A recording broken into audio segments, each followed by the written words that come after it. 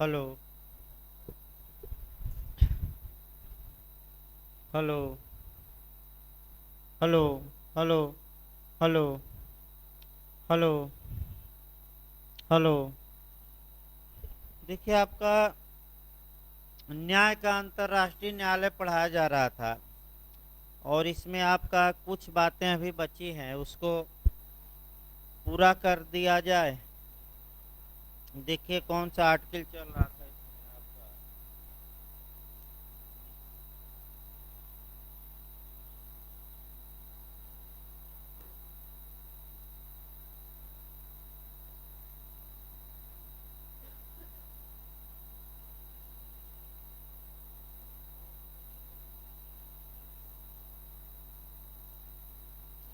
देखिए 58 से हम शुरू कर रहे हैं फिर आपका।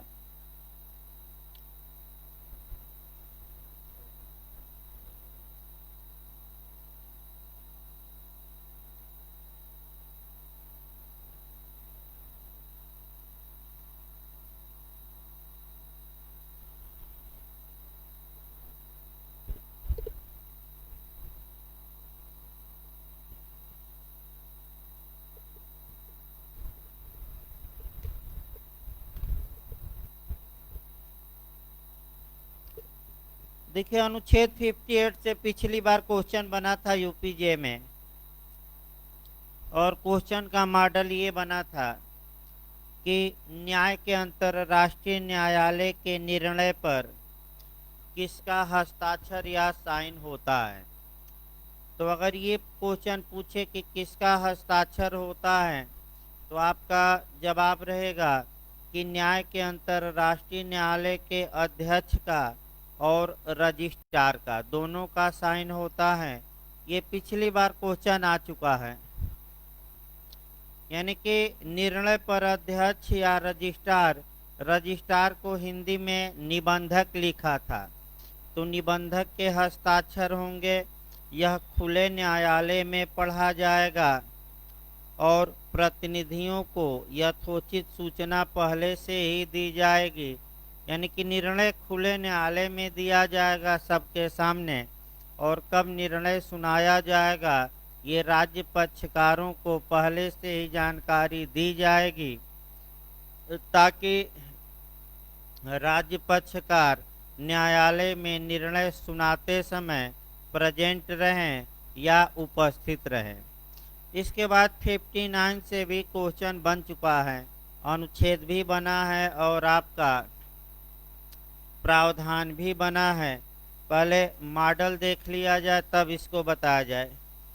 मॉडल ये बना है कि न्याय के अंतर्राष्ट्रीय न्यायालय का निर्णय तो आपका केवल वाद के पक्षकारों पर लागू होता है। फिर दूसरा देगा कि वाद के पक्षकारों सहित अन्य राज्यों पर लागू होता है, दोनों इनमें से कोई नहीं। तो जब भी ऐसा क्वेश्चन आए तो पहला नियम ये बना लेना है कि जो न्याय के अंतर्राष्ट्रीय न्यायालय का जजमेंट है वो सभी राज्यों पर लागू नहीं होगा, केवल उन राज्यों पर लागू होगा जो उसके पक्षकार हैं, यानी कि जो उसके पार्टी हैं। जैसे उदाहरण के रूप में कि अगर भारत और पाकिस्तान के बीच कोई विवाद चला और न्यायालय ने निर्णय दिया, तो उस निर्णय से केवल कौन बाध्य होगा, यानी कि वह निर्णय किसके विरुद्ध लागू होगा, तो पूरे विश्व के विरुद्ध नहीं, बल्कि किसके विरुद्ध, केवल आपका भारत और पाकिस्तान के बीच। देखिए यहाँ आपका एक और क्वेश्चन बन सकता है कि न्याय के अंतर्राष्ट्रीय न्यायालय के निर्णय का प्रभाव क्या होता है। तो दे सकता है जजमेंट इन पर्सोनम, यानी कि व्यक्तिबंधी। दूसरा ऑप्शन दे सकता है जजमेंट इन रेम, यानी कि सर्वबंधी। दोनों इनमें से कोई नहीं, तो दोनों नहीं मारना है, केवल चूंकि पक्षकार ही बाध्य होते हैं तो ऐसा निर्णय क्या कहलाएगा, व्यक्तिबंधी। यानी कि इंग्लिश में हम कहते हैं जजमेंट इन पर्सोनम। भाई ये पूछ सकता है नया क्वेश्चन। अभी समाप्त नहीं हुआ 59। देखिए अभी आधा ही बचा, आधा बचा है भाई। देखिए फिर से एक बार बेर, न्यायालय के निर्णय को केवल उन पक्षों को तथा उसी विशिष्ट मामले को छोड़ कोई बाध्यकारी शक्ति नहीं होगी। यहाँ से भी आपका क्वेश्चन बना है कि न्यायालय का निर्णय लागू होता है केवल उसी माने राज्य के प्रति जो पक्षकार हैं उस विशिष्ट मामले में, दोनों इनमें से कोई नहीं, तो आपको दोनों मारना है। इसका मतलब एक लाइन और निकला कि जो न्यायालय के निर्णय है वह जुडिशियल प्रेसिडेंट या पूर्व न्यायिक निर्णय या नजीर नहीं बनते। फिर इसको एक बार समझिए भाई, एक उदाहरण से। जैसे कि कुलभूषण जाधव का मामला था, भारत ने पाकिस्तान के खिलाफ मुकदमा किया, तो जो फैसला न्याय के अंतर्राष्ट्रीय न्यायालय का आया, पहला नियम ये बताता है कि यह फैसला केवल भारत और पाकिस्तान के लिए बाध्यकारी होगा, विश्व के अन्य देशों के लिए नहीं। पहला नियम हुआ। दूसरा नियम ये कहता है कि उस स्पेसिफिक मैटर में ही लागू होगा, यानी कि केवल कुलभूषण जाधव के मामले में यह निर्णय लागू होगा, अन्य मामलों से या आगे आने वाले अन्य मामलों से इसका कोई मतलब नहीं है। इसका मतलब ये हुआ कि न्यायालय का निर्णय केवल और केवल जिस विषय पर निर्णय दिया गया है उसी विषय पर लागू होगा, अन्य मामलों से उसका कोई मतलब नहीं है। अन्य मामलों में फिर से नया निर्णय दिया जाएगा और पूर्व निर्णय का सिद्धांत लागू नहीं होता। देखिए भले शब्द एक लाइन का था, लेकिन आपका 2 क्वेश्चन 3 क्वेश्चन अच्छे यहाँ से बनते हैं, इसीलिए आपका पूछा भी जाता है। अब आइए अनुच्छेद 60 से भी और 61 देखिए। आपका अनुच्छेद 60 कहता है कि निर्णय अंतिम होगा, अंतिम यानी कि फाइनल होगा, और इसके लिए कोई अपील नहीं होगी। निर्णय के अर्थ अथवा इसकी परिधि के विषय में विवाद खड़ा हो जाने पर न्यायालय किसी भी पक्ष के अनुरोध पर उसका अर्थ निर्धारण करेगा।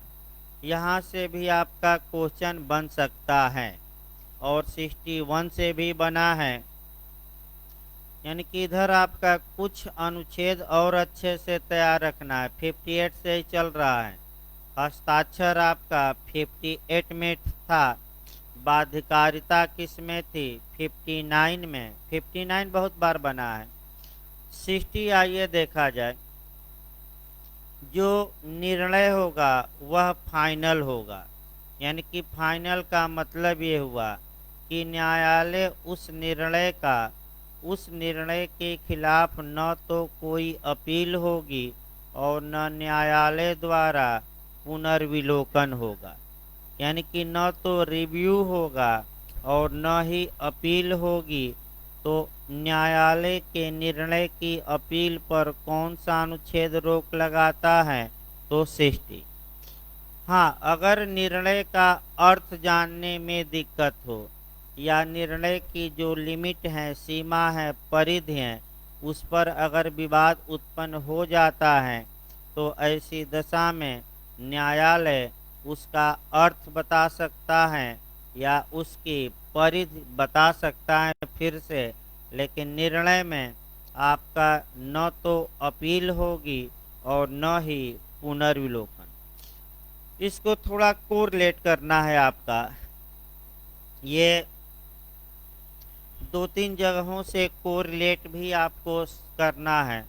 जैसे कि उदाहरण के रूप में सेक्शन CRPC 125।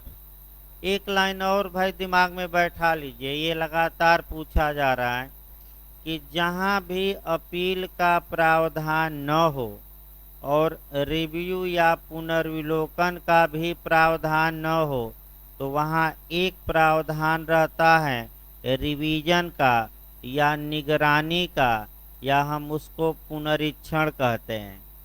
यानी कि जहाँ कोई प्रावधान न हो वहाँ एक प्रावधान रहता है किसका, रिवीजन का। जैसे सबसे अच्छा उदाहरण आपका सीआरपीसी की धारा 125 है, और कई बार आपका क्वेश्चन आ चुका है कि सीआरपीसी की धारा 125 के तहत जो मेंटेनेंस का ऑर्डर दिया जाएगा उसके विरुद्ध क्या उपचार हैं।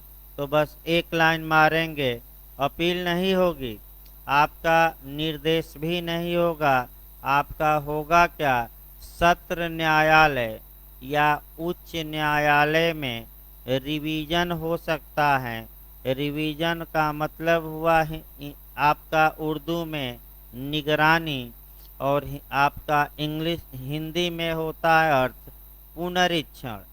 पुनरीक्षण का मतलब वैधता अवैधता की क्या करना, जांच। कहीं आपका गलती तो निर्णय में नहीं हो गई आपका क्षेत्राधिकार को लेकर या कोई भी। तो अब आइए सही रहेगा आपका अनुच्छेद 60 देखा जाए भाई। निर्णय जो होगा वह फाइनल होगा, उसकी कोई अपील नहीं होगी। ये आपका क्वेश्चन बन सकता है। तो फिर मैं बताया कि जहां अपील का प्रावधान न हो वहां निर्णय के विरुद्ध क्या करवाया जा सकता है या आदेश के विरुद्ध। तो एक बस याद रखिए रिवीजन।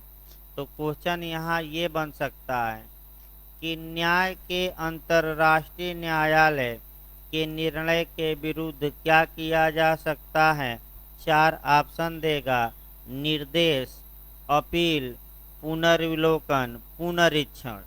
तो इंग्लिश वर्जन एक बार जरूर देख कर आइएगा, और वह रिवीजन जिस ऑप्शन में लिखा रहे वही ऑप्शन मारना है।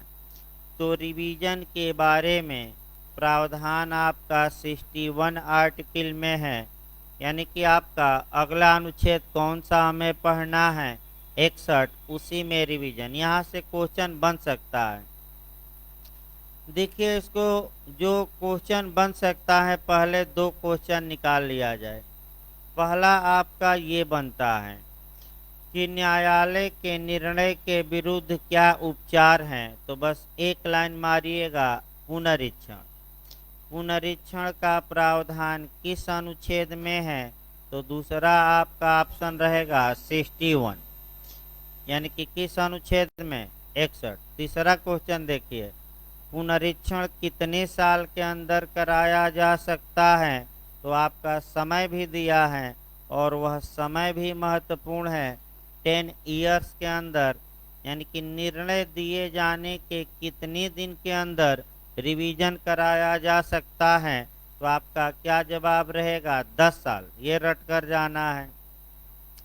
और अंतिम प्रावधान जो रट कर जाना है कि अगर कोई नया साक्ष्य मिलता है तो नए साक्ष्य मिलने के कितने समय के अंदर रिवीजन के लिए प्रार्थना पत्र या आवेदन दे देना चाहिए।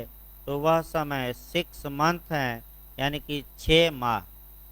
देखिए एक उदाहरण देखिए, मान लीजिए कोई न्याय के अंतर्राष्ट्रीय न्यायालय का फैसला आया। तो आपका फैसला आने के 5 वर्षों बाद कोई नया एविडेंस मिलता है।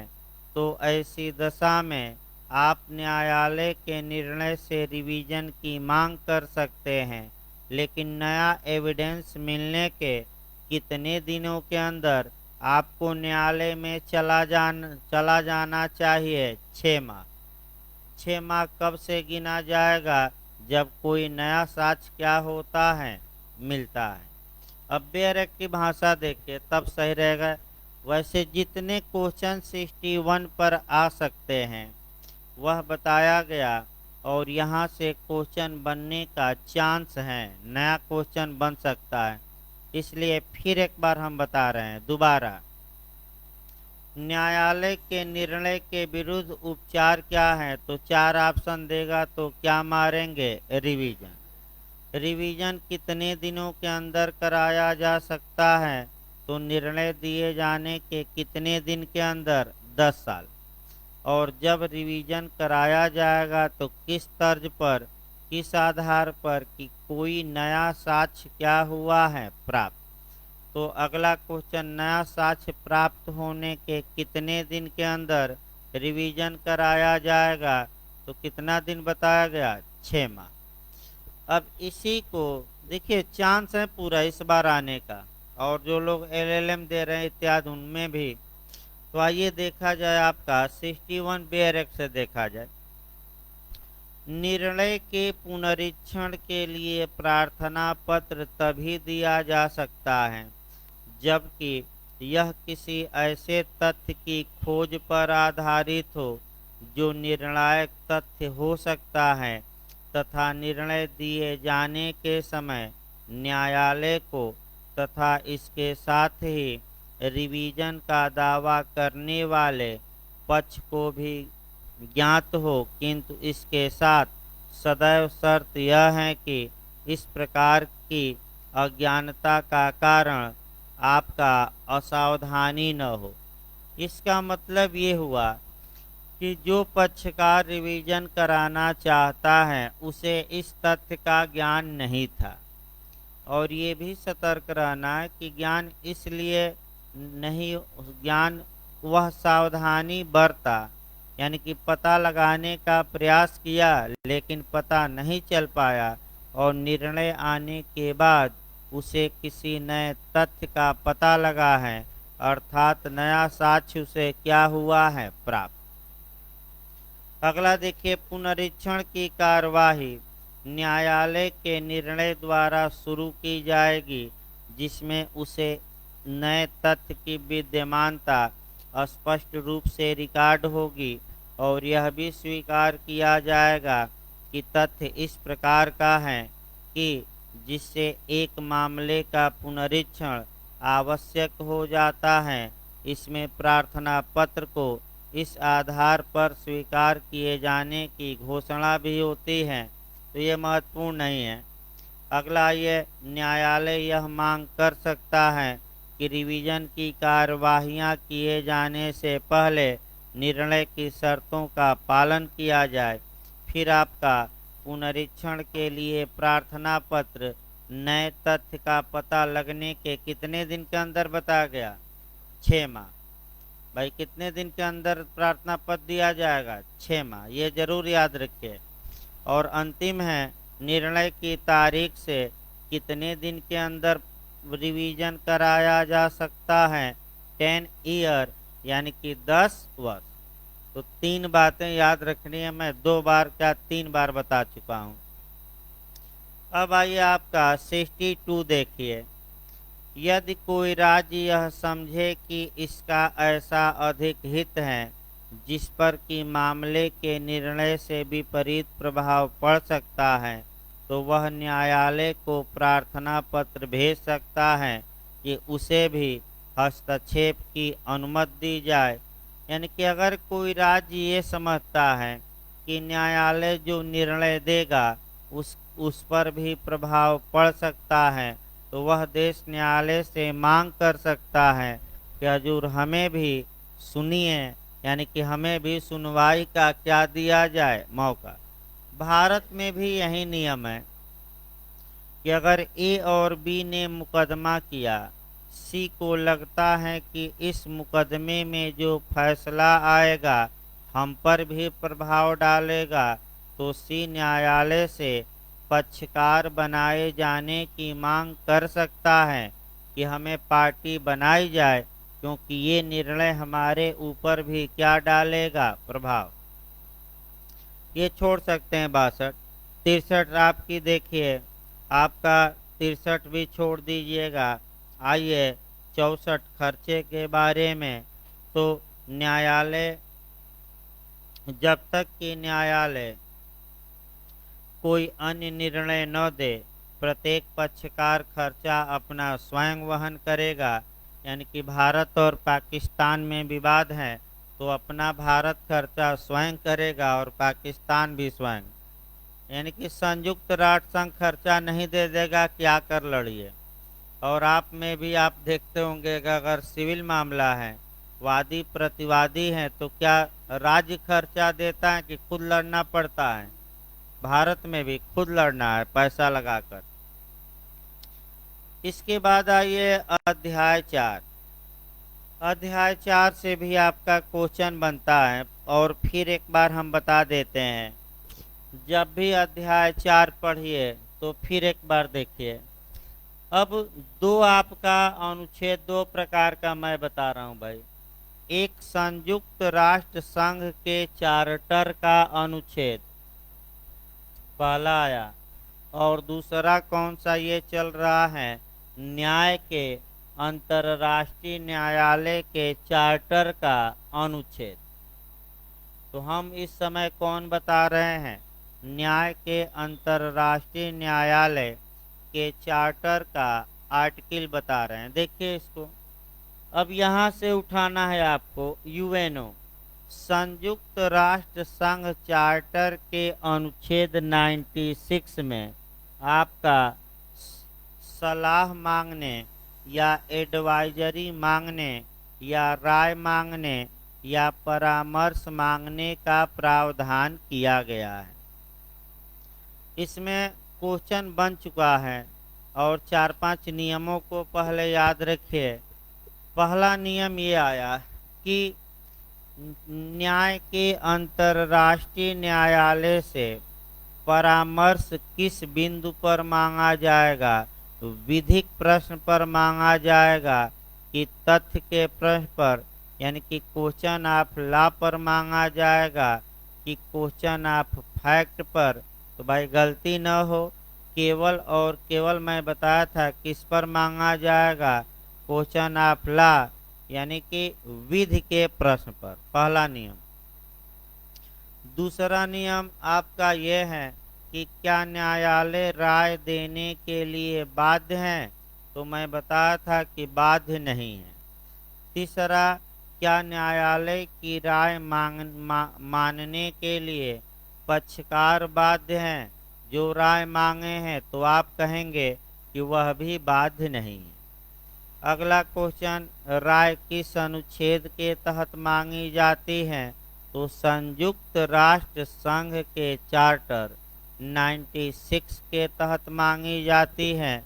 यहाँ आपका थोड़ा सतर्कता से क्वेश्चन पकड़ना है कि 96 के तहत कौन राय मांग सकता है।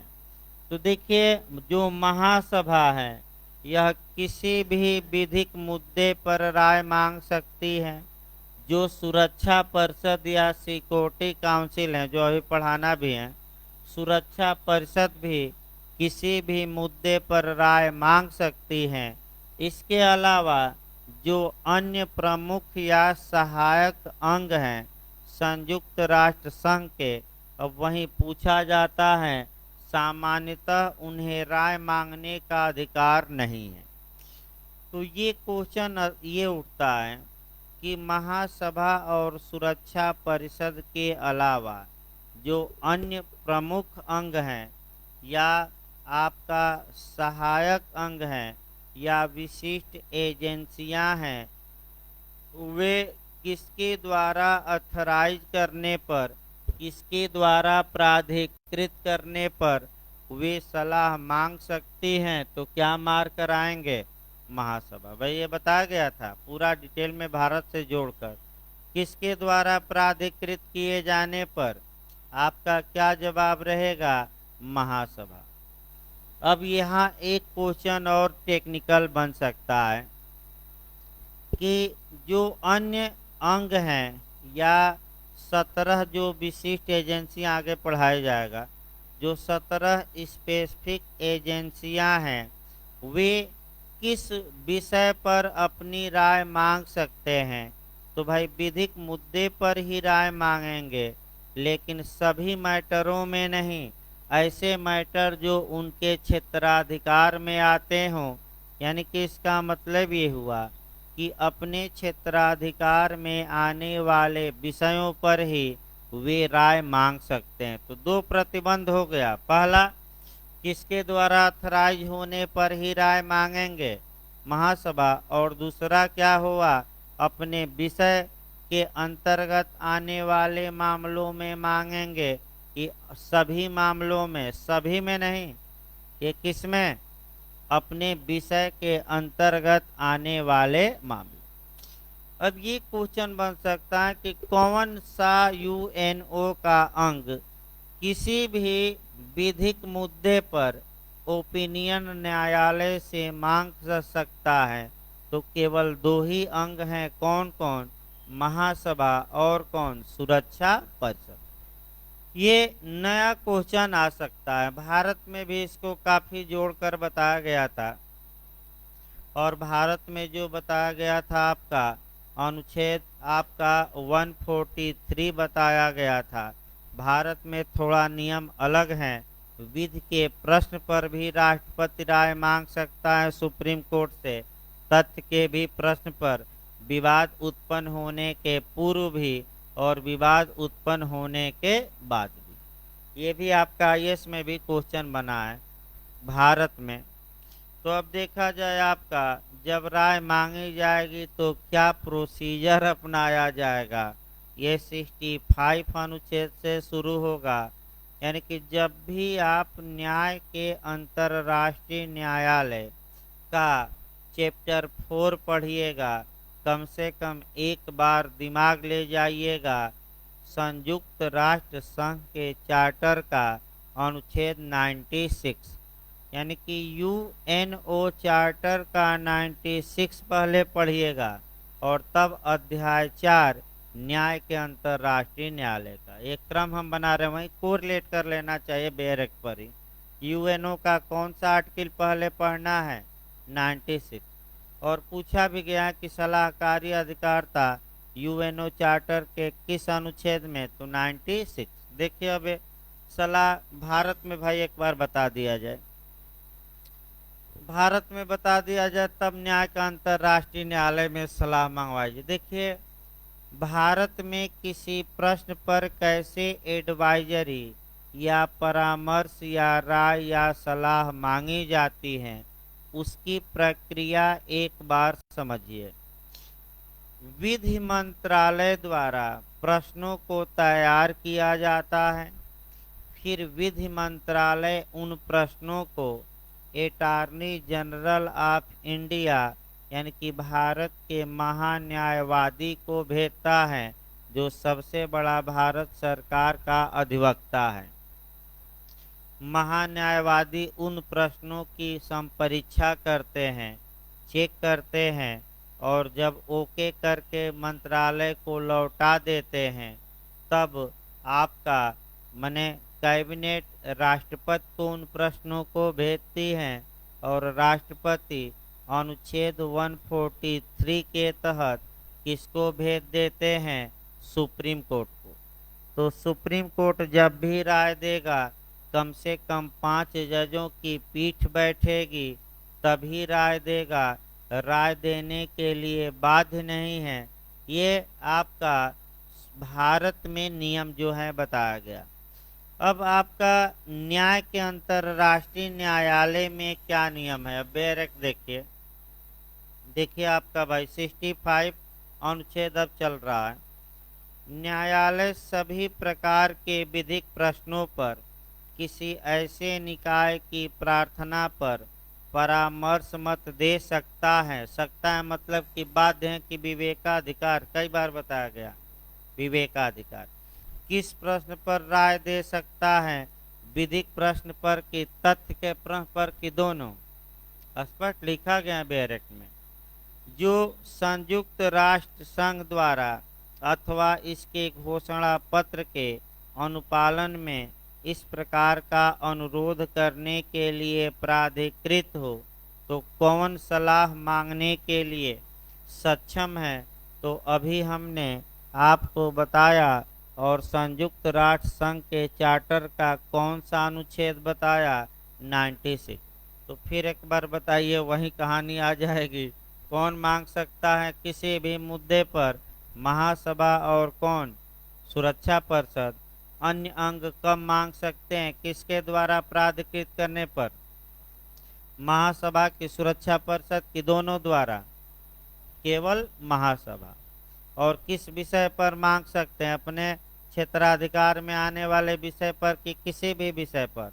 अपने क्षेत्राधिकार में आने वाले विषय।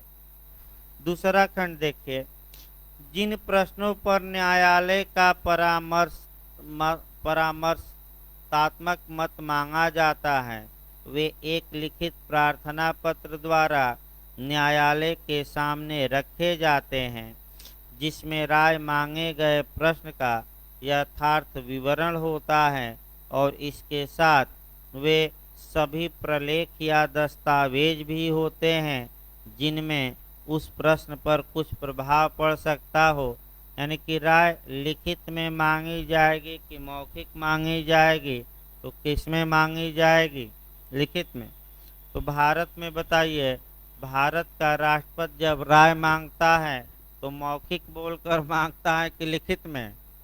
चलिए लिखित में भाई, मौखिक नहीं। अगला देखिए, अनुच्छेद 66। इधर से कम क्वेश्चन बना है भाई, एक बार बता दिया जाए कैसे राय दी जाती है। रजिस्ट्रार परामर्शात्मक मत की प्रार्थना की सूचना तुरंत उन सभी राज्यों को देगा जिन्हें न्यायालय में उपस्थित होने का अधिकार प्राप्त है। रजिस्ट्रार सबको क्या दे देगा? सूचना।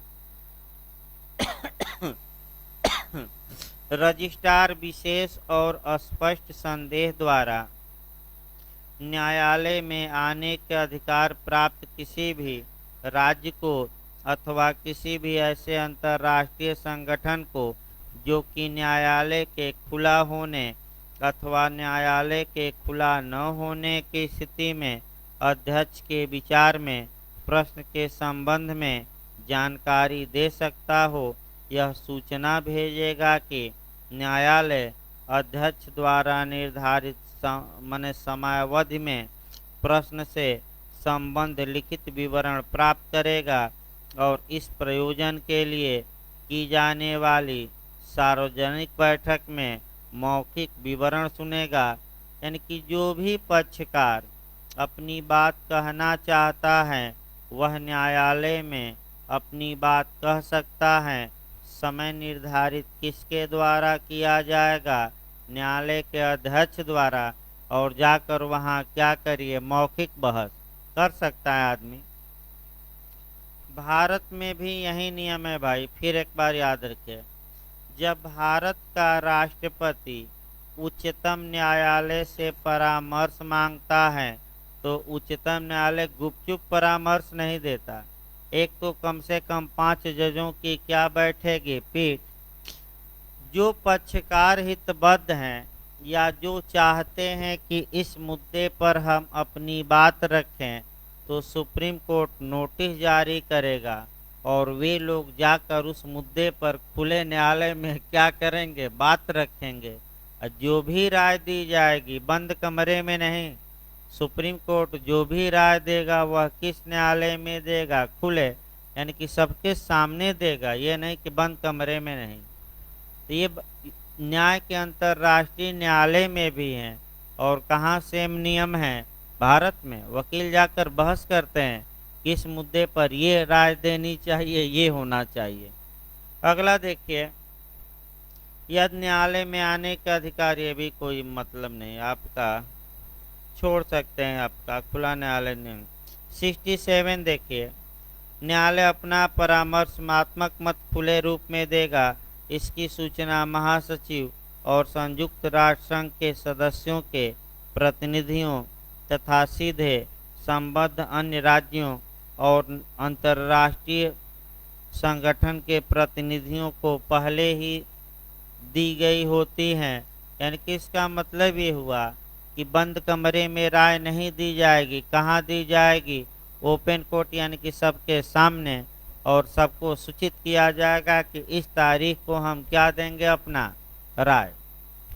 68 देखिए, अपने परामर्शीय कार्यों के निष्पादन में न्यायालय का मार्गदर्शन वर्तमान संविधि के उपबंधों द्वारा जो विवादास्पद मामलों में उसी सीमा तक लागू होंगे जिस सीमा तक न्यायालय ने उनका लागू होना स्वीकार किया है। ये भी कोई मतलब नहीं है खास। यानी कि कुल मिलाकर आपका इधर के आपका अनुच्छेद छोड़ सकते हैं, कम चांस रहता है। लेकिन यूएनओ का चार्टर कौन सा अच्छे से पढ़ना है? 96। अगला देखिए, आपका दो अनुच्छेद और बचे, फिर बीच में एक चैप्टर छूटा है, उसको देखा जाएगा। अध्याय 5। अध्याय 5 में संशोधन है, यानी कि न्याय के अंतर्राष्ट्रीय न्यायालय का जो चार्टर है, जिसमें 5 अध्याय हैं और कुल 70 अनुच्छेद हैं। इसमें जब एमेंड करना हो, संशोधन करना हो तो कैसे किया जाएगा, इस बारे में चैप्टर 5 प्रावधान करता है। यानी कि अनुच्छेदों में संशोधन कैसे किया जाएगा न्याय के अंतर्राष्ट्रीय न्यायालय के चार्टर के, तो इसके लिए दो आर्टिकल हैं। कौन कौन? 69 और दूसरा कौन है? 70। दो अनुच्छेद लास्ट चल रहे हैं। देखिए 69 पहले पढ़ा जाए। वर्तमान संविधि में संशोधन उसी क्रियाविधि से किए जाएंगे जो संयुक्त राष्ट्र के घोषणा पत्र के संशोधन के लिए दी गई है। इसका मतलब ये हुआ कि जिस प्रकार संयुक्त राष्ट्र संघ के चार्टर में संशोधन होता है, उसी प्रकार इसमें भी संशोधन किया जाएगा। माने सेम नियम है। फिर एक बार देखिए, तो यूएनओ चार्टर का संशोधन अभी नहीं बताया गया है। उसमें आपका कैसे संशोधन होगा ये आपका आगे बताया जाएगा। लेकिन एक लाइन याद रखना है कि इसमें भी वैसे ही संशोधन होगा जिस प्रकार किसका संशोधन होता है? संयुक्त राष्ट्र संघ के किसका? चार्टर का।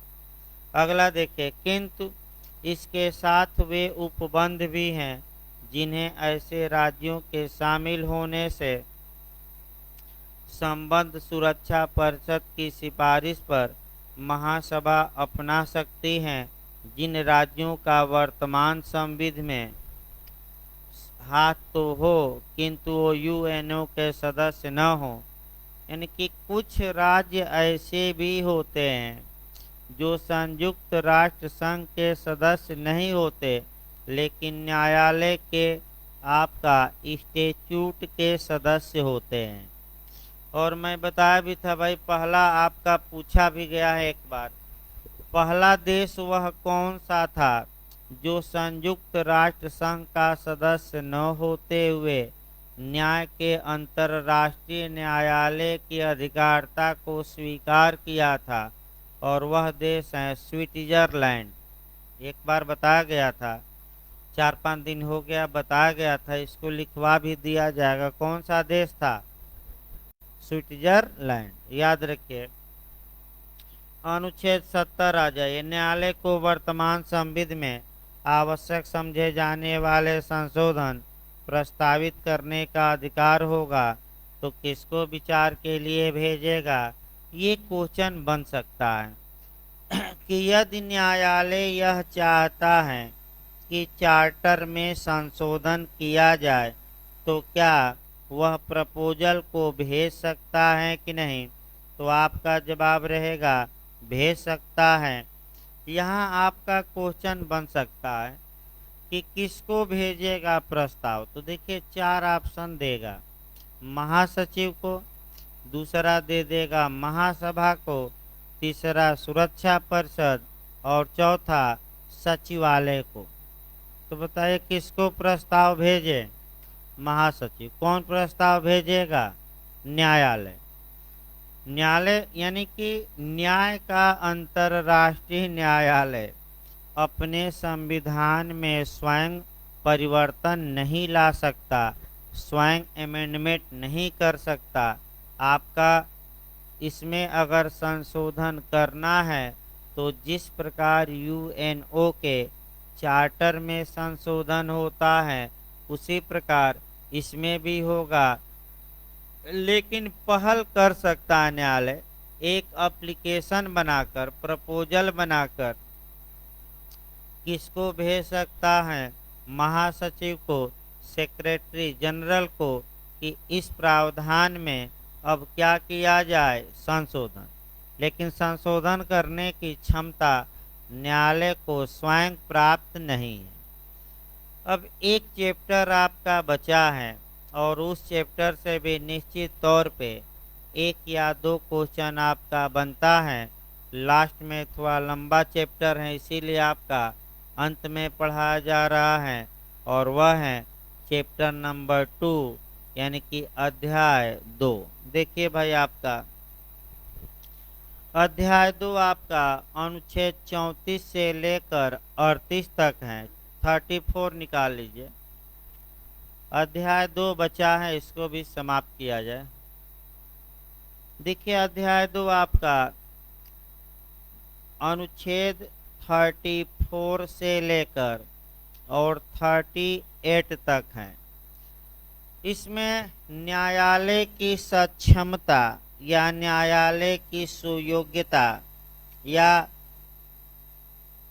आप कह सकते हैं competency of the court. Competent होना का मतलब हुआ सक्षम होना। सक्षम होने का मतलब ये हुआ कि जुरिडिक्शन होना। जुरिडिक्शन मतलब क्षेत्राधिकार होना। क्षेत्राधिकार का मतलब अधिकारता होना। तो भाई, जो लोग बेरक से पढ़ रहे हैं, आपका सुयोग्यता न समझ में आए तो उसमें आसान भाषा में लिख लेना है अधिकारिता, या जुरिडिक्शन, या क्षेत्राधिकार। अब क्षेत्राधिकार होता क्या है और भारत में आपका कहाँ कहाँ क्षेत्राधिकार दिया गया है, ये हम देखेंगे। तब आपका न्याय के अंतर्राष्ट्रीय न्यायालय में देखेंगे। पिछली बार बता दिया जाए, इस चैप्टर से आपका 2 क्वेश्चन बना था। 2 क्वेश्चन देखिए कहाँ कहाँ से बना था। पहले क्वेश्चन का थोड़ा मॉडल निकाल लिया जाए ताकि पढ़ते समय आसानी रहेगी भाई। देखिए, जो आपका क्वेश्चन पिछली बार यूपीजे में जो 2 क्वेश्चन बने थे, उन क्वेश्चनों को थोड़ा गौर करिए। 2 क्वेश्चन बने थे, आगे भी पूरा चांस है क्वेश्चन बनने का।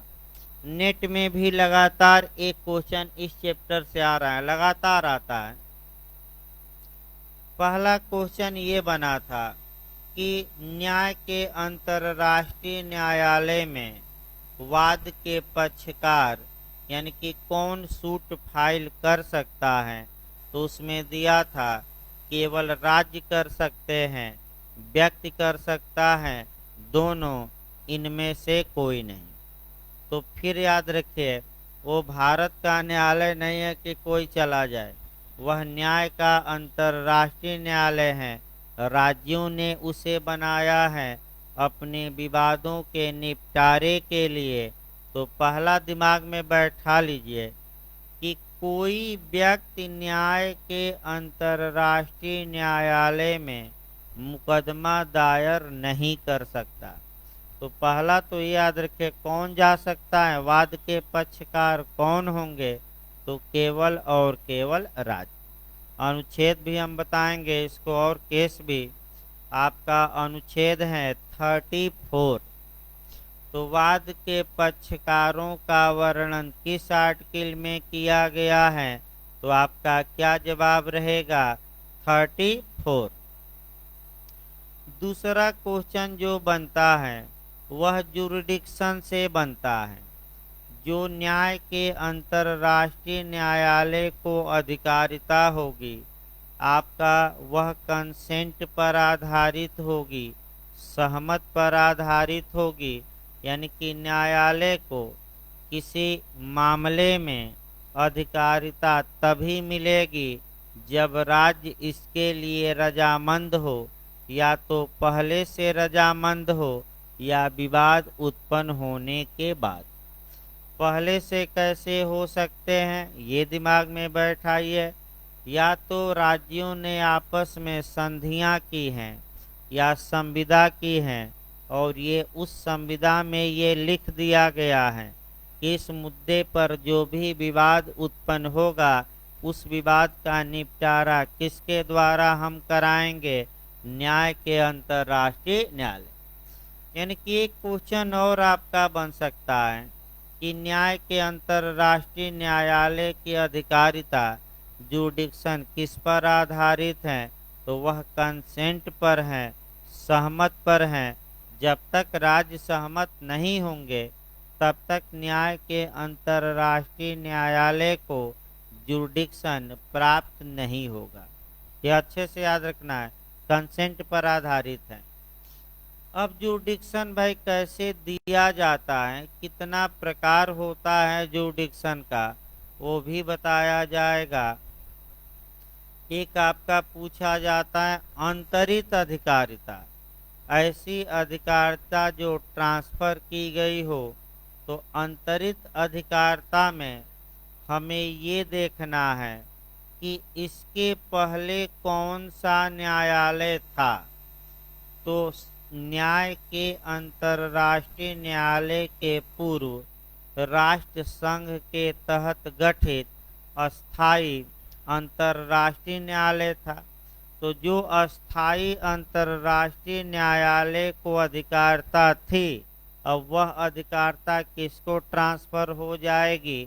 न्याय के अंतर्राष्ट्रीय न्यायालय। अब यहाँ अनुच्छेद वाइज पूछता है, उस अनुच्छेद को भी हम कवर करेंगे।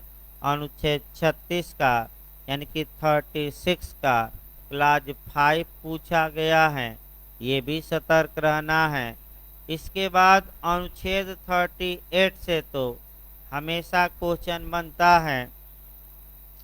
अनुच्छेद 38 में जो क्वेश्चन बनता है वह ये बनता है कि न्याय, पिछली बार जो बना था उसके बाद और बताया जाएगा। पिछली बार ये क्वेश्चन बना था, दूसरा इस चैप्टर से क्वेश्चन जे का बताया जा रहा है कि न्याय के अंतर्राष्ट्रीय न्यायालय के स्रोतों या अंतर्राष्ट्रीय मने विधि के स्रोतों का उल्लेख कहाँ किया गया है? सोर्सेज ऑफ इंटरनेशनल लॉ कहाँ है? तो आपका जवाब रहेगा, अब 4 ऑप्शन देगा। पहला ऑप्शन देगा संयुक्त राष्ट्र संघ के चार्टर का अनुच्छेद 38। दूसरा देगा न्याय के अंतर्राष्ट्रीय न्यायालय के चार्टर का अनुच्छेद 38, और 2 और ऑप्शन। तो क्या मारेंगे बताइए? तो यूएनओ मार कर आएंगे कि न्याय का अंतर्राष्ट्रीय न्यायालय का चार्टर का अनुच्छेद 38? यूएनओ न मारिएगा, क्या मारना है? ये आपका पिछली बार डायरेक्ट आर्टिकल पूछा था कि किस आर्टिकल में आपका कह सकते हैं कि स्रोतों का उल्लेख है। तो कौन सा आर्टिकल रट कर जाना है? 38। अब अनुच्छेद 38 में 4 स्रोत दिए गए हैं। नेट में 2 बार से मिलाने के लिए आ रहा है कि कौन सही है और कौन गलत है, और इसमें आपका कैसे क्वेश्चन बनेंगे। अगर 38 दे दे और इसी में खंड वाइज दे दे तो अनुच्छेद 38 के क्लाज 1 में 4 स्रोत बताए गए हैं। अब तमाम क्वेश्चन बनता है। देखिए जे में तो केस नहीं बना है, लेकिन जब पीसीएस इत्यादि में लॉ का सिलेबस था वहाँ केस बनते थे। फिर भी भाई सतर्कतावश 7-8 केस आपको बताए जाएंगे, और उस केस में क्या निर्णय आया आपको लिखवाया जाएगा। क्यों? क्योंकि हो सकता है कि स्रोतों से कहाँ पूछ ले केस, चांस है भले न पूछा जाता हो, लेकिन फिर मैं बता दूं चारों स्रोतों पर केस पूछने का भी क्या रहता है? चांस। अब आइए आपका क्वेश्चन टेक्निकल निकाल। हाँ पहले भाई जोड़ लिया जाए थोड़ा। आपका जुरिडिक्शन या अधिकारिता या सक्षमता क्या होती है, ये पहले देखिए, पहले भारत में कोरिलेट कर लिया जाए और तब आपका ये न्याय के अंतर्राष्ट्रीय न्यायालय का आर्टिकल 34 से शुरू किया जाएगा और कुछ टेक्निकल क्वेश्चन भी इसमें हैं, वहीं आपको अच्छे से पढ़ने हैं। कठिन है थोड़ा भाई आपका, और तो आसान निकला, ये थोड़ा बहुत क्या मिलेगा आपको टेक्निकल, क्योंकि कम से कम 10 केस भी पढ़ने पड़ेंगे और उस केस में क्या आया। तो देखिए आपका भारत में पहले जोड़ा जाए, सबसे पहले हम संविधान देखेंगे कि संविधान में थोड़ा बहुत ही, बहुत ज़्यादा नहीं, तो जब भी संविधान में जुरिडिक्शन देखिए, जब सुप्रीम कोर्ट का देखिएगा तो आपका 131 पढ़ लीजिएगा, 136 और 32, फिर आपका अनुच्छेद 71 इत्यादि, दो तीन अनुच्छेद याद रखें। जब आप हाई कोर्ट का पढ़िएगा तो आर्टिकल 226, आर्टिकल 227 और सीपीसी सीआरपीसी में तो है ही। जब आप सीपीसी पढ़िएगा तो जुरिडिक्शन के बारे में 15 से लेकर कहाँ तक प्रावधान है, 25 तक। अधिकारिता, किस न्यायालय में मुकदमा दायर किया जाएगा, और इसी के साथ आपका सेक्शन 9 भी पढ़ लेना है, the suit of civil nature. और जब आप सीआरपीसी में पढ़िएगा तो अभी बिहार तो एकदम बना, मने वो कहा जाता है ना कि बिहार ने इतना क्वेश्चन इस पर बना दिया था, 4 से 5 क्वेश्चन एपीओ में बनाया था बिहार। तो सीआरपीसी में पढ़ेंगे तो कौन सा सेक्शन 177 से लेकर 189, यानी कि 177 से लेकर 189। इस बार बिहार एपीओ ने इस चैप्टर से 4 से 5 क्वेश्चन बनाए थे। अब जो भी कारण हो, यहाँ से भाई क्वेश्चन बन रहा है, इसमें कोई शक नहीं है। तो आपका पढ़ाया जाएगा सीआरपीसी, तो डिटेल में हम बताएंगे, लेकिन अभी आपका जुरिडिक्शन या अधिकारिता का पहले एक लाइन मतलब समझिए। किसी भी न्यायालय को अधिकारिता है, यह कब कहा जाएगा, तो जब न्यायालय उस विषय को ग्रहण करके और उस पर निष्पादन योग्य निर्णय देने में सक्षम हो, यानी कि न्यायालय उस मामले को क्या करे, स्वीकार करे, और स्वीकार करने के बाद सुनवाई करे, सुनवाई करने के बाद फैसला सुनाए, और फैसला ऐसा हो जिसे लागू किया जा सकता हो, इन्फोर्स किया जा सकता हो, निष्पादित कराया जा सकता हो, एग्जीक्यूट कराया जा सकता हो, या इजरा भी कहते हैं, क्या कराया जा सकता हो, इजरा। यानी कि एक लाइन अगर कोई पूछे कि जुरिडिक्शन का मतलब क्या हुआ, तो एक लाइन बताइएगा, कहीं भी पूछे। न्यायालयों की वह शक्ति जिसके द्वारा वह किसी मामले को स्वीकार करने, उस पर निर्णय दें और उस पर ऐसा निर्णय देने में सक्षम होते हैं जिसका निष्पादन कराया जा सके कानूनन। अब ऐसी दशा में आपका संविधान में सुप्रीम कोर्ट कौन कौन से मामले में अधिकारिता रखता है, यानी कि कौन कौन से मामले वह सुनने के लिए सक्षम है, तो लगभग ज़्यादातर आप कुछ अपवाद हैं, अपवाद हम नहीं बताएंगे, बहुत लंबा चल जाएगा। यानी कि संविधान के तहत ज़्यादातर मामलों में उच्चतम न्यायालय को अपीलीय अधिकारिता है, लेकिन कुछ में मूल है और कुछ में कनकरेंट या समवर्ती है।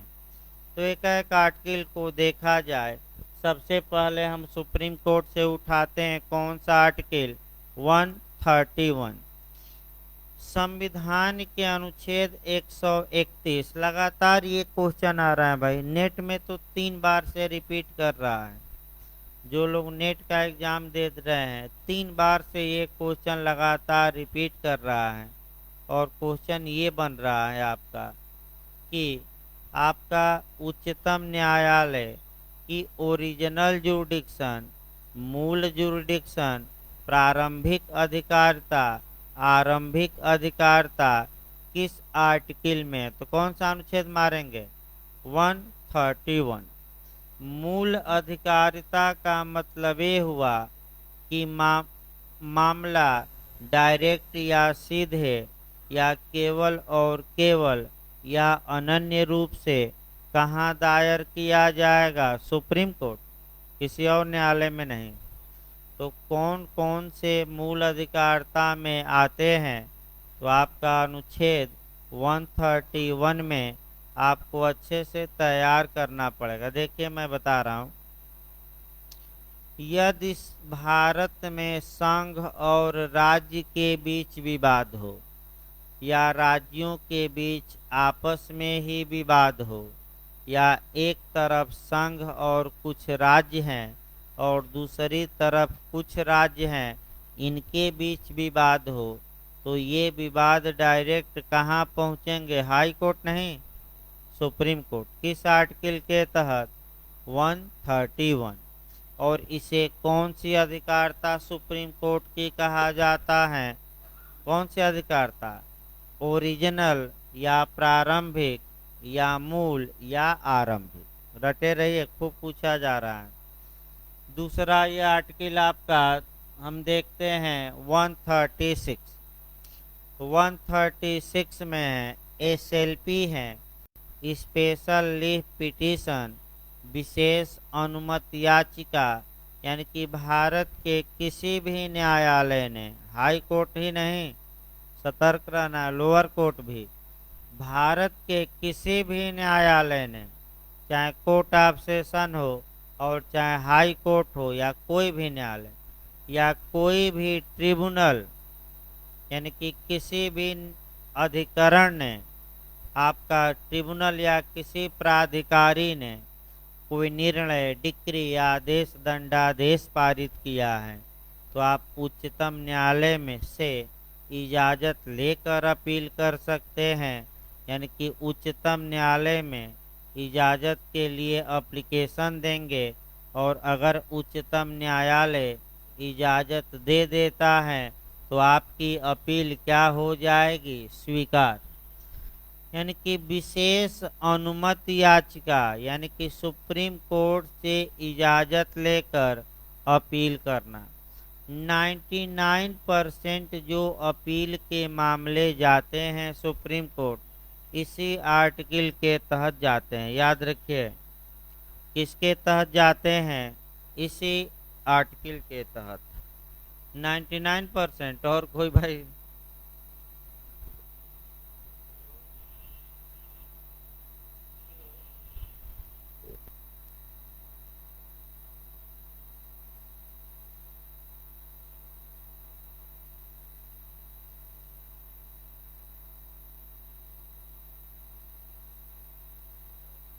देखिए आगे आपका भाई, ये आपका 136। इसके बाद आप पढ़ेंगे 32। खूब पूछा जाता है कि संविधान का अनुच्छेद 32 में कैसी सुप्रीम कोर्ट की अधिकारिता है? ओरिजिनल है, आपका कंकरेंट है, 4-5 ऑप्शन दे देगा। देखिए ओरिजिनल ना मारिएगा, ओरिजिनल आपका किसमें थी? मुख्य रूप से ये पूछे तो कनकरेंट मारिए। मैंने जो क्वेश्चन आया है, कनकरेंट का मतलब ये हुआ समवर्ती। समवर्ती मतलब कि जब दो या दो से अधिक न्यायालयों को एक ही विषय पर अधिकारिता होती है तो हम उसे समवर्ती या कनकरेंट जुरिडिक्शन कहते हैं। तो यानी कि अनुच्छेद 32 के तहत मूल अधिकार के मामले में डायरेक्ट आप सुप्रीम कोर्ट जा सकते हैं, लेकिन एक और प्रावधान है कि आर्टिकल 226 के तहत मूल अधिकारों के उल्लंघन होने पर आप हाई कोर्ट में भी जा सकते हैं। तो दोनों को पावर है और दोनों को बराबर पावर है, चाहे आप हाई कोर्ट जाइए या कहाँ जाइए, सुप्रीम कोर्ट। तो ऐसी दशा में ये कैसी अधिकारिता हो गई? ओरिजिनल न मारिएगा, कौन सा अधिकारिता? समवर्ती या कनकरेंट, कौन सी अधिकारिता? इसके बाद आर्टिकल 71 पिछली बार एमपी में पूछा गया था कि अगर राष्ट्रपति या उपराष्ट्रपति के निर्वाचन को लेकर विवाद उत्पन्न होता है तो मामला कहाँ जाएगा? सुप्रीम कोर्ट की, हाई कोर्ट की, दोनों की, इनमें से कोई नहीं। तो राष्ट्रपति के चुनाव को लेकर विवाद होगा तो कहाँ जाएगा मामला? हाई कोर्ट नहीं, सुप्रीम कोर्ट। कौन सा आर्टिकल हमें बताता है? 71 पूछा गया था ये आपका। अब आइए आपका हाई कोर्ट में 226 आपका मूल अधिकार के लिए भी जा सकते हैं और अन्य प्रयोजनों के लिए भी जा सकते हैं। और 227 जो ट्रिब्यूनल होते हैं उनके निर्णय आदेश के खिलाफ 227 में जाया जाता है। अब सीपीसी में आ जाइए, थोड़ा शार्ट किया जाए, बहुत लंबा ना चला जाए। सिविल न्यायालय सभी सिविल वादों का संज्ञान करेंगे, विचारण करेंगे, उनकी अधिकारिता होगी। ये सेक्शन 9 बताता है, 9। लेकिन अधिकारिता के बारे में मुख्य रूप से जो आपका सेक्शन दिया गया है वह सीपीसी की धारा 15 से लेकर 25 वाद दायर करने का स्थान बताया गया है। प्लेस ऑफ सुइंग, यानी कि किस स्थान के न्यायालय में कोई सिविल वाद दायर किया जाएगा, कहाँ बताया गया? सीपीसी में 15 से लेकर कहाँ तक धारा? उस सेम क्रिमिनल मामलों में भी है कि किस स्थान के आपराधिक न्यायालय को किसी अपराध की इंक्वायरी और ट्रायल की अधिकारिता होगी, इसके लिए निर्धारण किया गया है सीआरपीसी के किस सेक्शन से किस सेक्शन तक? तो 177 से लेकर कहाँ तक? 189। सेम उसी प्रकार न्याय के अंतर्राष्ट्रीय न्यायालय किन मामलों को ग्रहण करेगा, ये स्पष्ट रूप से आपका न्याय के अंतर्राष्ट्रीय न्यायालय के चैप्टर 2 में बताया गया है। और वहीं आपका चैप्टर 2 शुरू करना है न्याय के अंतर्राष्ट्रीय न्यायालय का। अब सही रहेगा आपका, कुछ बातें जान लिए हैं तो अब आ जाइए न्याय का अंतर्राष्ट्रीय न्यायालय। देखिए भाई, आपका अच्छे से इसको यहाँ से भी आपका क्वेश्चन निश्चित बनता है। और पहला हम अनुच्छेद देखते हैं, आर्टिकल 34, यानी कि अनुच्छेद हम 34 देखते हैं। यहाँ से भी तमाम क्वेश्चन बनता है। देखिए आपका अनुच्छेद 34 से फिर बता दिया जाए, पिछली बार क्वेश्चन आ चुका है और ऐसा उलझाऊ क्वेश्चन आया था कि अंत में कोई ऑप्शन सही नहीं था और कुछ गलत थे, कुछ सही थे। तो अंत में आयोग द्वारा ये जो क्वेश्चन है रिपील कर दिया गया, यानी कि क्वेश्चन पेपर से हटाना पड़ा क्योंकि ऑप्शन करके दिया था उसमें गलती थी। अंत में इसको रिपील किया गया। देखिए क्या बताया गया है आर्टिकल 34। पहला क्वेश्चन, वाद के पक्षकारों या मामले के पक्षकारों का वर्णन किस आर्टिकल में किया गया है? तो क्या मार्क कराएंगे? 34। अब ये आया कि 34 का पहला ही क्लाज है कि न्यायालय के समक्ष प्रस्तुत मामलों में केवल राज्य ही पक्ष होंगे। इसका मतलब ये हुआ कि अनुच्छेद 34 का क्लाज 1 बताता है कि जब न्याय के अंतर्राष्ट्रीय न्यायालय में मुकदमा दायर किया जाएगा तो कोई भी व्यक्ति दायर नहीं कर सकता। केवल कौन दायर कर सकते हैं? राज्य या स्टेट। राज्य का मतलब यहाँ दिमाग में रखिएगा देश। यहाँ राज्य का मतलब क्या हुआ? उत्तर प्रदेश बिहार न मार दीजिएगा। यहाँ स्टेट का मतलब क्या हुआ? देश हुआ। उत्तर प्रदेश बिहार नहीं मारना है। देश यानी कि भारत हुआ, पाकिस्तान हुआ, अमेरिका हुआ, इंग्लैंड हुआ, जो भी देश हैं। तो आपका न्याय के अंतर्राष्ट्रीय न्यायालय में कौन मुकदमा दायर कर सकता है? पहला ही क्वेश्चन आया तो कौन? केवल और केवल राज्य, चाहे वह राज्य संपूर्ण प्रभुत्व संपन्न हो या न हो, इससे मतलब नहीं है। यानी कि वह राज्य होना चाहिए, भले उसकी संप्रभुता बने पूर्ण न हो, किसी अन्य पर भले वह राज्य आश्रित हो, किसी का गुलाम हो, वो अलग बात है, लेकिन उसे राज्य होना चाहिए। यानी कि जैसे कि भारत था, भारत 15 अगस्त 1947 के पहले अंग्रेजों का उपनिवेश था। तो क्या भारत राज्य था कि नहीं था?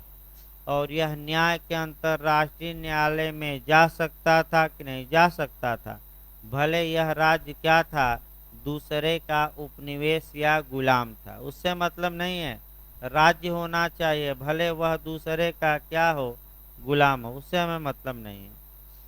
अब अगला क्वेश्चन आपका अच्छा बनता है कि क्या कोई प्राइवेट संस्था या क्या कोई व्यक्ति न्याय के अंतर्राष्ट्रीय न्यायालय में वाद दायर कर सकता है कि नहीं? तो बताइए, क्या व्यक्ति जाएंगे कि राज्य जाएगा?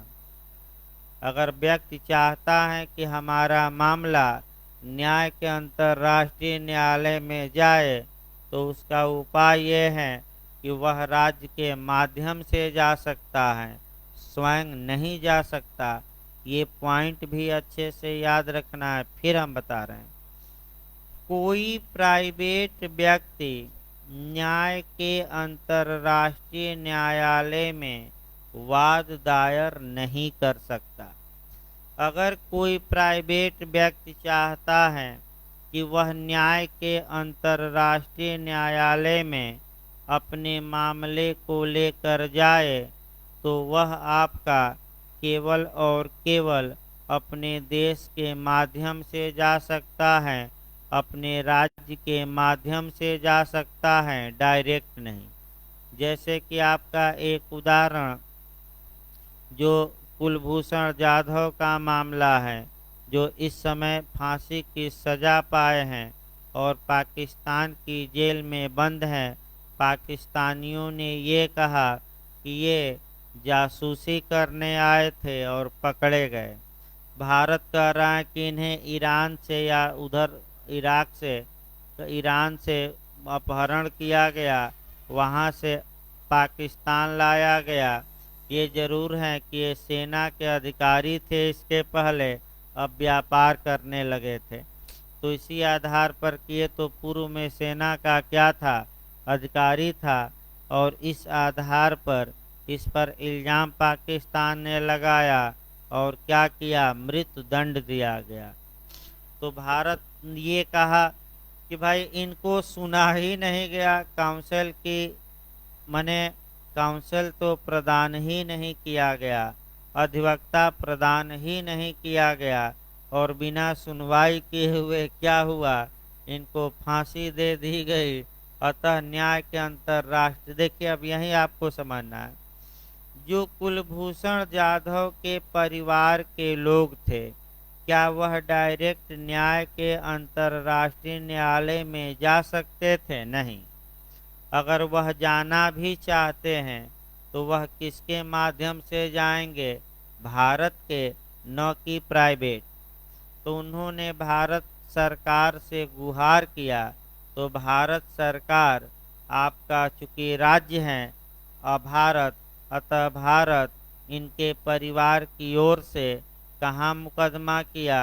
न्याय के अंतर्राष्ट्रीय न्यायालय में। और हमेशा हारता है पाकिस्तान, इस बार भी हारा, भारत जीता। और न्याय के अंतर्राष्ट्रीय न्यायालय ने ये कहा कि इन्हें काउंसिल यानी कि अधिवक्ता की सेवा क्या करिए प्रदान, तब जाके आपका कुछ हद तक घर वाले गए, मिले उले, अधिवक्ता से परामर्श लिया, फिर पाकिस्तान बदमाशी कर रहा है तो फिर न्याय के अंतर्राष्ट्रीय न्यायालय में हो सकता है जाना पड़े। तो ऐसी दशा में आपका व्यक्ति नहीं जा सकता। व्यक्ति अगर जाता भी अपने हित के लिए तो किसके माध्यम से जाएगा? राज्य के। दूसरा देखिए, अब राज्य मतलब ये आया कि आखिर कौन राज्य जाएंगे, तो आपका इसके लिए कह सकते हैं कि कौन राज्य न्याय के अंतर्राष्ट्रीय न्यायालय में मुकदमा कर सकते हैं। तो इसके लिए थोड़ा बैक होना पड़ेगा, और बैक आपका होना पड़ेगा, और वह आपका फिर यूएनओ चार्टर। देखिए आपका भाई, फिर संयुक्त राष्ट्र संघ का चार्टर में बैक होना पड़ेगा, और आर्टिकल 93 का क्लाज 1 और क्लाज 2। देखिए आपका अनु ये भाई न्याय का अंतर्राष्ट्रीय न्यायालय का अनुच्छेद नहीं है, क्योंकि उसमें तो 70 ही अनुच्छेद हैं। ये जो हम अनुच्छेद बता रहे हैं ये किसका अनुच्छेद है? तो आपका जवाब रहेगा यूएनओ चार्टर। संयुक्त राष्ट्र संघ के चार्टर का अनुच्छेद 93 में कौन राज्य पक्षकार न्यायालय में जा सकता है, इसको बताया गया है। तो अनुच्छेद 93 का क्लाज 1 बताता है कि जो राज्य यूएनओ के मेंबर हैं, तो यूएनओ के इस समय कितने मेंबर हैं? 193। यानी कि जो राज्य संयुक्त राष्ट्र संघ के चार्टर के सदस्य हैं ये स्वतः जा सकते हैं, ये न्यायालय के पक्षकार बन सकते हैं। तो 193 तो हो ही गए। किस क्लाज में दिया गया है? अनुच्छेद 93 के किस में? अब मान लीजिए कोई राज्य है जो यूएनओ का सदस्य नहीं है, तो क्या यह अपना मामला लेकर आपका न्याय के अंतर्राष्ट्रीय न्यायालय में जा सकता है कि नहीं? आपका जा सकता है, लेकिन इसके लिए कुछ शर्तें हैं। फिर एक बार याद रखिए, जो राज्य यूएनओ के मेंबर नहीं है तो दो वेटिंग में चल रहे हैं। एक आपका वेटिकन सिटी और दूसरा फिलिस्तीन। इन्होंने प्रार्थना पत्र दिया है कि हमें आपका संयुक्त राष्ट्र संघ का मेंबर बनाया जाए। तो अगर ये दोनों बन जाते हैं तो कितना मेंबर हो जाएंगे? 195 वेटिंग में है। कौन कौन वेटिंग में है बताया गया था? वेटिकन सिटी और दूसरा फिलिस्तीन। तो देखिए आपका भाई, आपका अगर कोई, फिर एक बार देखिए यहाँ से भी टेक्निकल क्वेश्चन आता है, यदि कोई राज्य न्यायालय का आपका माने यूएनओ का मेंबर नहीं है तो वह भी न्यायालय का पक्षकार बन सकता है। तो कैसे बनेगा वही दिमाग में रखना है। उसका एक उपाय है, सुरक्षा परिषद की सिफारिश पर महासभा द्वारा लगाई गई शर्तों के अनुसार। यानी कि सुरक्षा परिषद सिफारिश करेगी तो महासभा क्या लगाएगी? शर्त। और उन शर्तों के आधार पर कोई गैर यूएनओ का मेंबर भी न्यायालय का पक्षकार हो सकता है। तो फिर एक बार आज बताया गया कि पहला देश वह कौन सा था जो यूएनओ का मेंबर नहीं था लेकिन न्याय के अंतर्राष्ट्रीय न्यायालय का पक्षकार था, यानी कि वह जा सकता था। कौन था? हाँ, स्विट्जरलैंड। डेट याद रखना है, अगर डेट पूछे तो 28 जुलाई 1948 यानी कि 28 जुलाई 1948 को बना। यानी कि यूएनओ का मेंबर नहीं था, लेकिन न्यायालय का वह संविध का पक्षकार बन गया, स्वीकार किया। इसका मतलब हुआ कि जो विवाद उत्पन्न होंगे उसे भी न्यायालय में जाने का क्या होगा, अधिकार। आइए अगला देखा जाए। जो अगला ये कहता है कि जो राज्य न्याय के अंतर्राष्ट्रीय न्यायालय के संविधि के पक्षकार हैं, आपका पक्षकार नहीं है, वह भी जा सकते हैं आपका सुरक्षा परिषद द्वारा लगाई गई शर्तों के अनुसार। यानी कि तीसरा पॉइंट ये मिला कि ये आपका है भाई, ये न्याय के अंतर्राष्ट्रीय न्यायालय के चार्टर में है 35 का क्लास 2। ये यूएनओ चार्टर नहीं, फिर दिमाग अब कहाँ लाना है। न्याय के अंतर्राष्ट्रीय न्यायालय के चार्टर का अनुच्छेद 35 के क्लास 2 में ये प्रावधान है कि जो राज्य न्याय के अंतर्राष्ट्रीय न्यायालय के चार्टर को स्वीकार नहीं किए हैं, यानी कि उसके पक्षकार न्यायालय के माने चार्टर को एक्सेप्ट नहीं किए हैं, तो ऐसी दशा में वह भी पक्षकार बन सकते हैं। लेकिन यहाँ थोड़ा अलग नियम है। यहाँ पूछे किसके द्वारा लगाई गई शर्तों के अनुसार, तो भाई यहाँ अलग नियम है। किसके द्वारा शर्त लगाई जाएगी, सुरक्षा परिषद। और इसके पहले हमने क्या बताया था कि सुरक्षा परिषद की सिफारिश पर कौन, महासभा।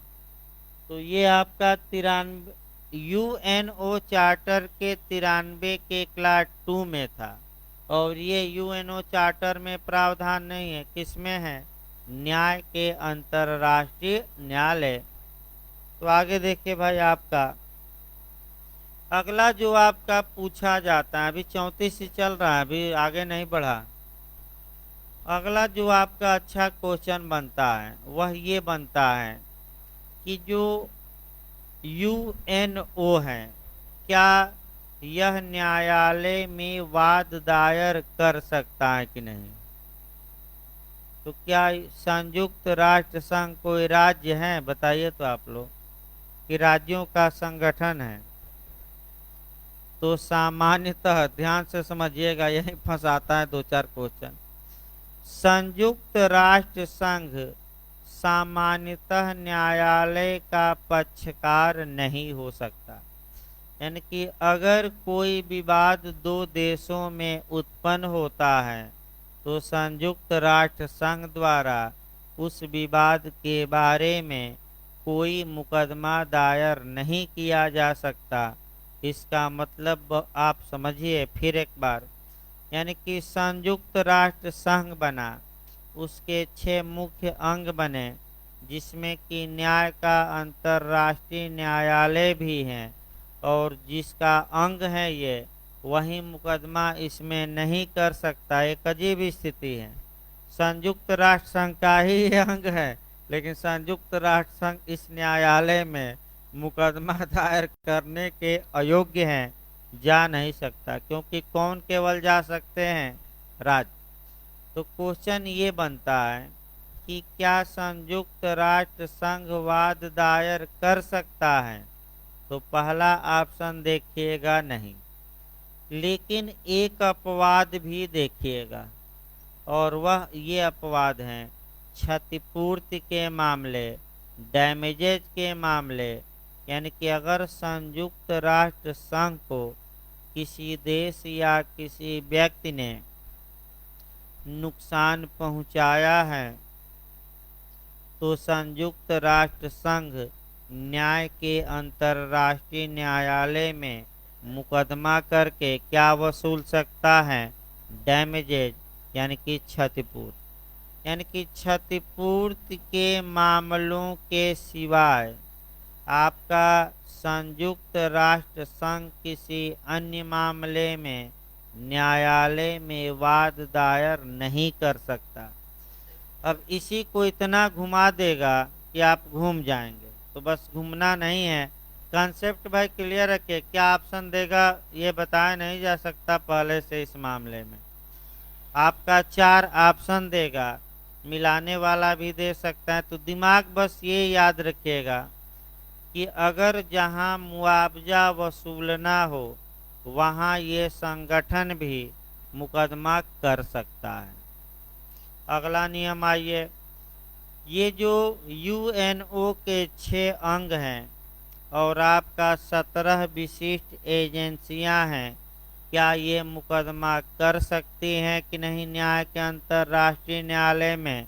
तो सामान्यतः नहीं, लेकिन इसका भी एक एक्सेप्शन है। और वहीं याद रखना है कि जब न्यायालय से क्या मांगना हो, सलाह। अभी हमने बताया था, यानी कि महासभा और सुरक्षा परिषद न्यायालय में जा सकती हैं किसी भी मामले में नहीं, बल्कि केवल और केवल क्या मांगने के लिए? न्यायालय से सलाह। और अन्य अंग कब जा सकते हैं? अभी हम बताए, जब महासभा द्वारा वह क्या हो? प्राधिकृत हो। फिर एक बार देखिए भाई, अब पूरा लिस्ट बना लीजिए एक बार ताकि गलती न हो। तो आपका न्यायालय में वाद के पक्षकार कौन हो सकते हैं? तो पहला ऑप्शन देखिएगा, राज्य, स्टेट। फिर देखिए अब भरमाएगा, राज्य हो सकते हैं, व्यक्ति हो सकते हैं, संस्थाएं हो सकती हैं, उपर्युक्त सभी। तो यहाँ जो आपका ऑप्शन आया, केवल और केवल क्या मारना है? राज्य। फिर दूसरा देखिए, राज्य हो सकता है, संयुक्त राष्ट्र संघ क्षतिपूर्ति के मामले में हो सकता है, अंतर्राष्ट्रीय संगठन सलाह के मामले में, उपर्युक्त सभी। तो यहाँ सही बात है कि यहाँ क्या मारकर आना है? उपर्युक्त सभी। क्यों? क्योंकि राज्य तो होंगे ही, और यूएनओ क्षतिपूर्ति वसूल लेगा, उसमें भी हैं। और आपका संगठन क्या मांगेंगे? सलाह। लेकिन व्यक्ति किसी भी अवस्था में आपका पक्षकार नहीं हो सकता।